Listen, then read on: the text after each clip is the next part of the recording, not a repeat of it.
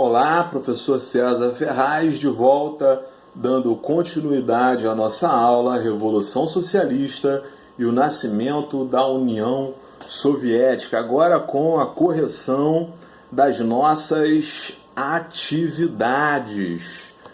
Então aí, primeira pergunta, como o czarismo levou às revoluções? Como que o governo do czar levou às revoluções e também, principalmente aí, né, o nosso foco, a Revolução Socialista. Resposta: ordem arcaica do czarismo, né, baseada no feudalismo, no privilégio dos nobres e da igreja, tá? E dependência do capital estrangeiro, né? A Rússia precisava das indústrias, dos bancos e do comércio das outras nações, e esse dinheiro não ficava na Rússia, voltava para os outros países. Ou seja, a Rússia não tirava dinheiro de nada, nem de impostos. Ok? Questão número 2. Comente sobre as ideias de Lenin. E aí a gente opta por falar das teses de Abril.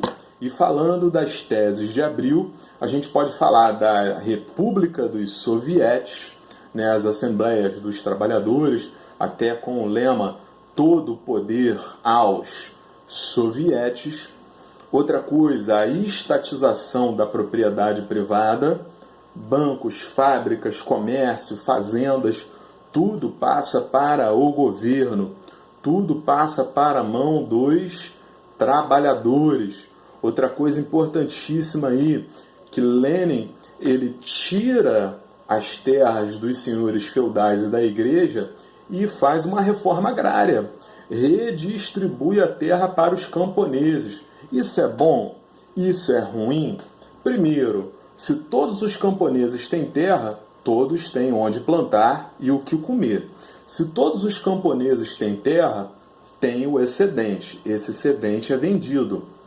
Essa venda é comércio, ou seja, um comércio interno, riqueza circulando dentro da Rússia. Outra coisa, o governo junto com os trabalhadores administrando os meios de produção, fazendas, fábricas, comércio, banco, capital, ok?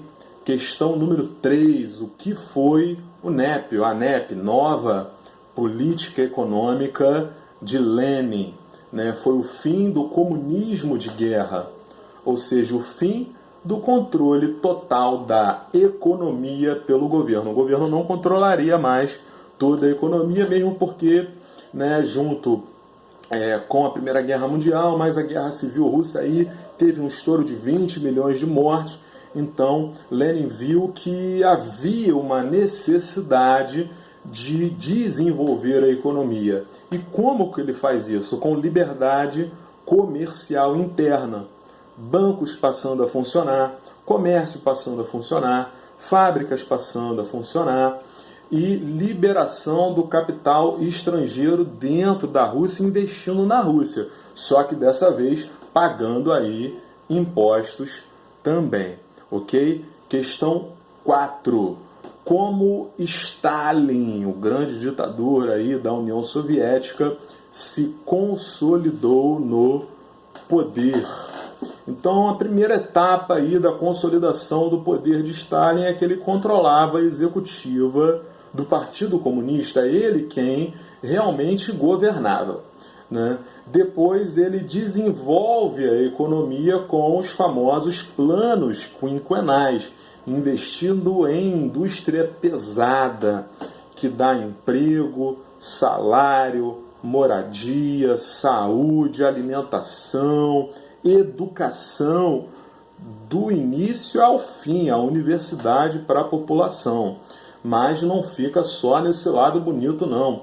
Tem também o lado negro aí do governo de Stalin, porque ele vai perseguir seus opositores com o serviço secreto, ok? E esses opositores, né, através da polícia política e da polícia secreta, vão ser enviados para os gulags, que eram campos de trabalho forçado, né, que basicamente eram sentenças de morte, ok?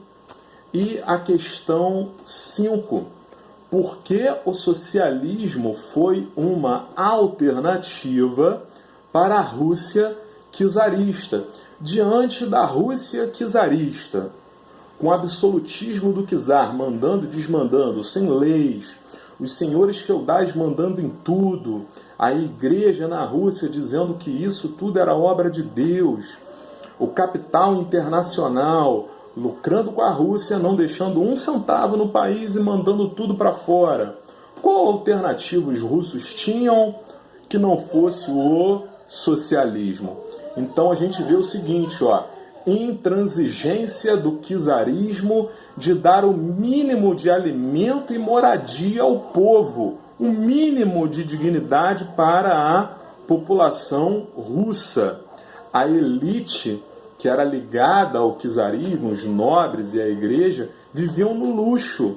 E esse luxo espantava até quase que 98% da população. Né? A população era explorada pelas indústrias, bancos e comércio do capital estrangeiro, trabalhando 12 horas sem nenhum tipo de direito trabalhista. E ainda existia a exploração no campo pelos senhores feudais, como no ano 1000. E a gente está falando aqui de século XX. Ok? Então tudo isso faz com que a ideia do socialismo, do povo no poder, do povo administrando a riqueza do seu próprio país, tendo trabalho, salário, moradia, alimentação, saúde e educação, é óbvio, fez o povo lutar para ficar vivo. Ok? Então essa é a nossa aula sobre Revolução Socialista na Rússia e a formação da União Soviética.